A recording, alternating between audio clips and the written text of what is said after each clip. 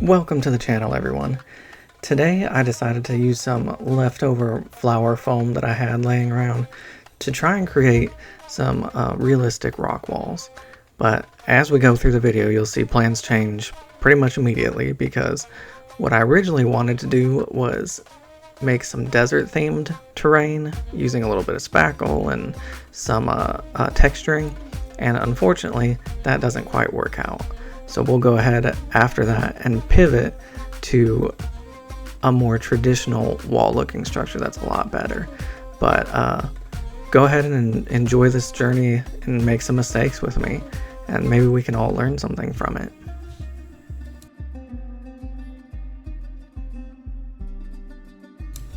In this part of the build, I was going ahead and using my X-Acto knife to try and create some texture on there, carving off a few pieces to make some more natural-ish looking rock formations, making some scratches. And this is a technique that works well with XPS foam, like the pink foam, but works absolutely horribly on this kind of flower foam. As you can see, it just kind of all brushes off into this lint type stuff. So while I was doing this, I went ahead and I was hoping that I could just put like a thin layer of spackle over it and it would still retain the texturing, but we'll see how that works out here in just a minute. Here I was just using some regular pink spackle, just drywall fill that you can get from any home improvement store, and it works really well for creating like realistic looking walls. I've used it before for some Astra Militarum stuff, but for using it to make something like a natural looking rock formation, it just didn't work out. I didn't like it at all. I wouldn't suggest trying it.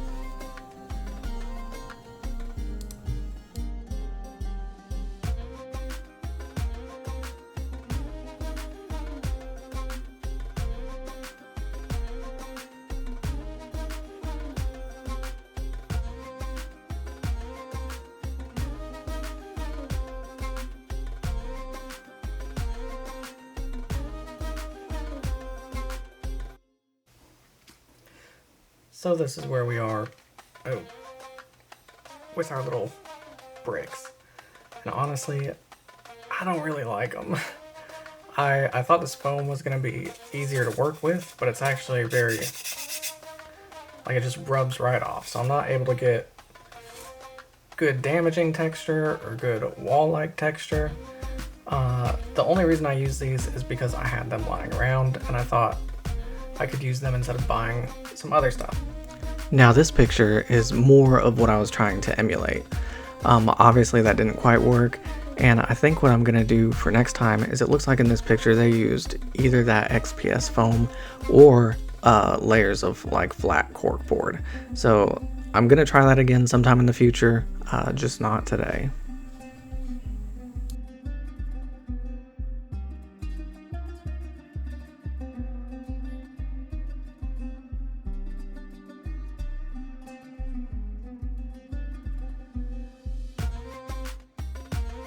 New plan.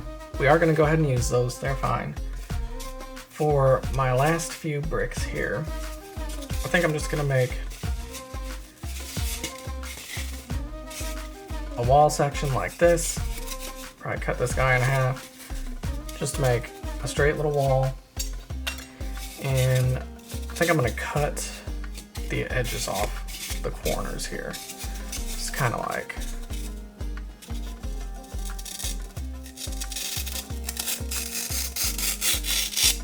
just like that. Give me a little beveled edge when the bricks go together. Maybe that'll look okay. We'll have to see.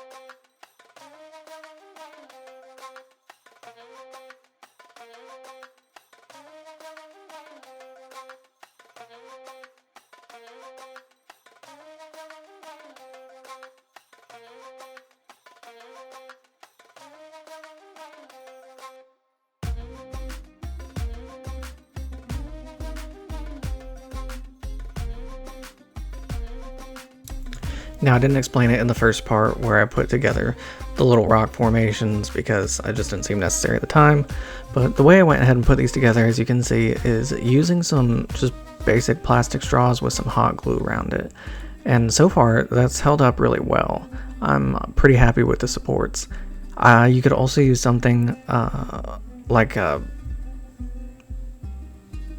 some wooden dowels or like some kebab sticks or something like that, and that would probably work just as well.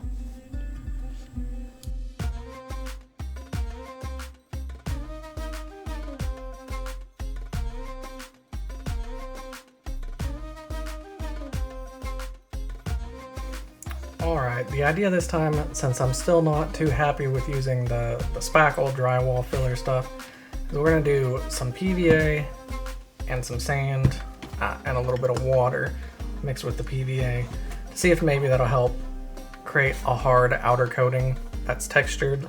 I've done that before pretty successfully, so we'll see if it works here.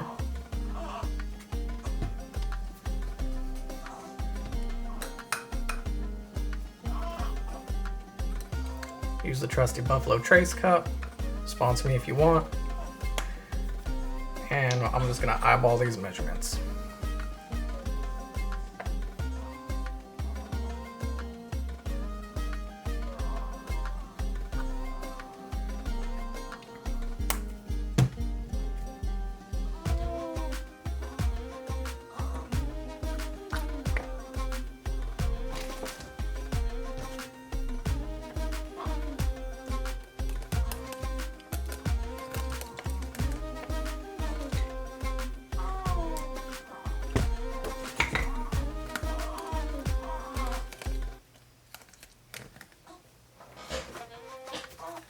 I'm actually going to put a little bit of IPA in there too.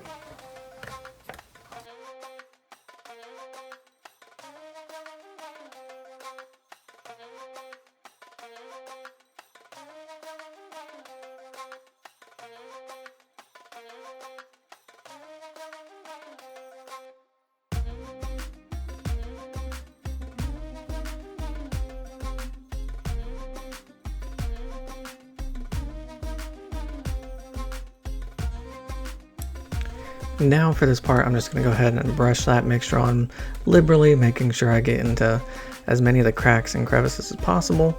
And I did have to put a good bit on because, again, this foam was very porous, so I wanted it to get as deep down in there as possible to make for some good adhesion.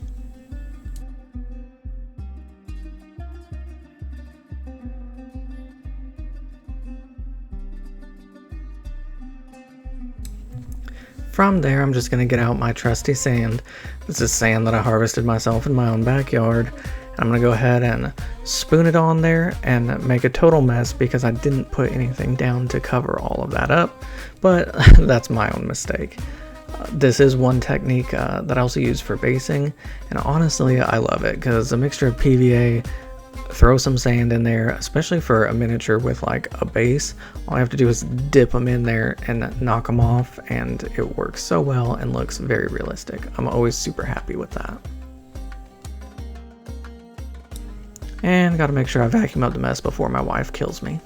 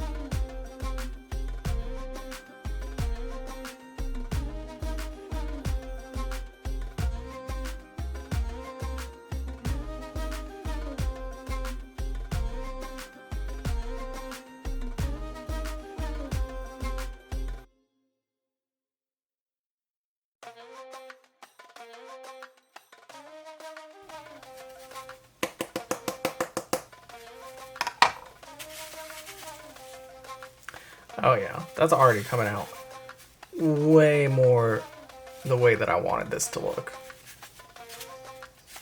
Like, let's compare. Hang on. We got this.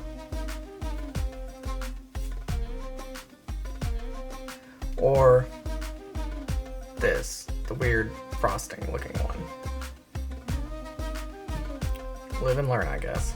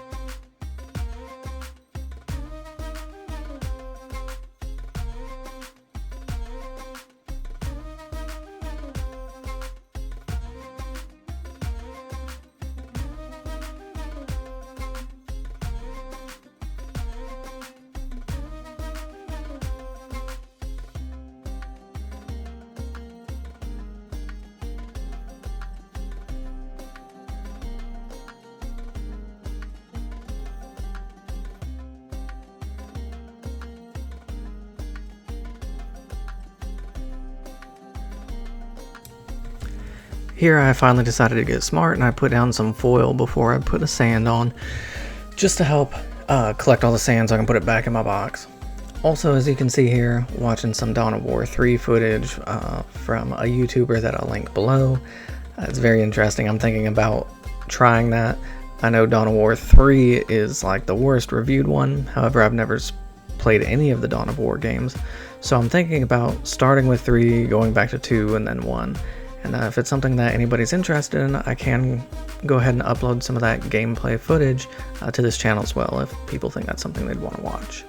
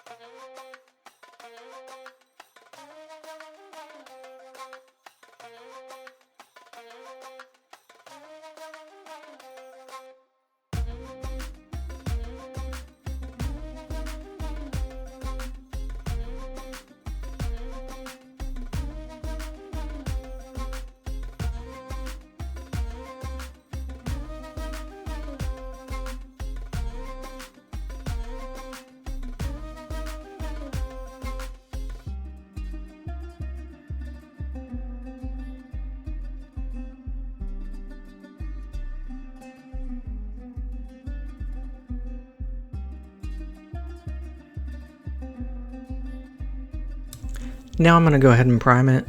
Really the only primer that I had at the time was some Vallejo airbrush primer, but I figured if you can put it through an airbrush, I can go ahead and paint it on as well.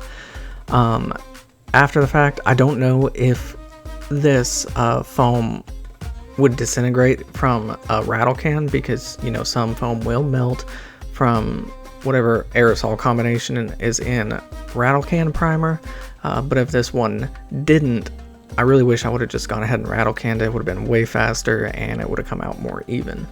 And especially, again, even with the sand, this is super porous, so it did take a lot of my airbrush primer, so probably not the best use of it.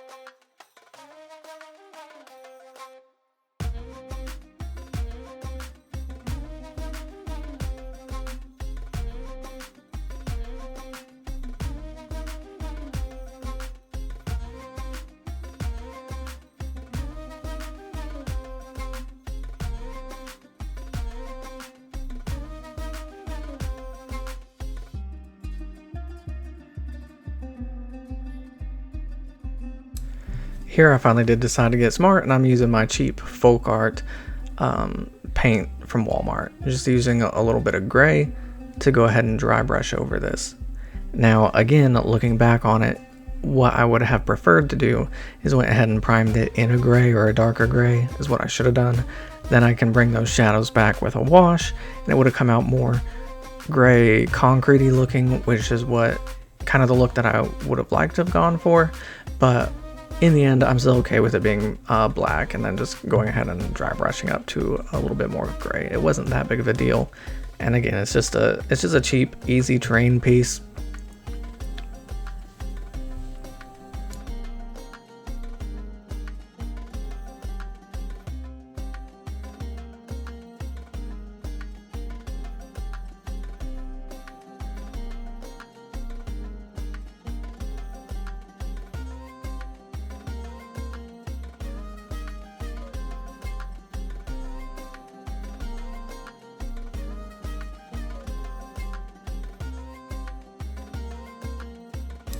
Now let's see how tall this bad boy is compared to my crew. Oh yeah, plenty of cover for that. It should be plenty of cover for a vehicle. I wanted units to be able to be completely obstructed and hide behind this wall.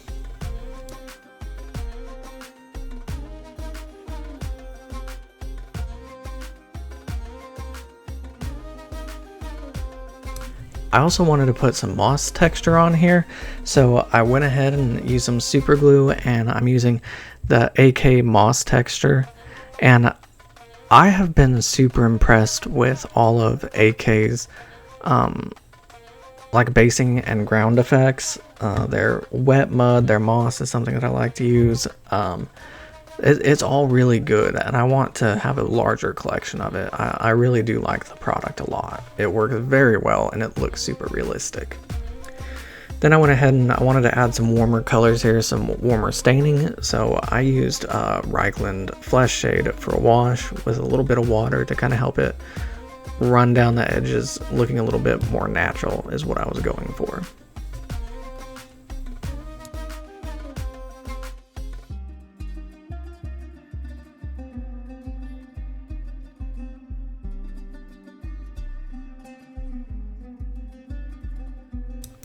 Then I wanted to go ahead and put a little bit of green on there to help blend in with the moss. So this time it's a speed paint, made a little bit of speckles.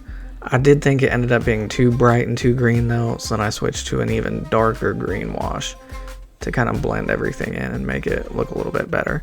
And even though I didn't do it as much as I would like here, I really think like layering over the colors and building it up makes for a more realistic looking grime. And that's really it. Here's the finished product.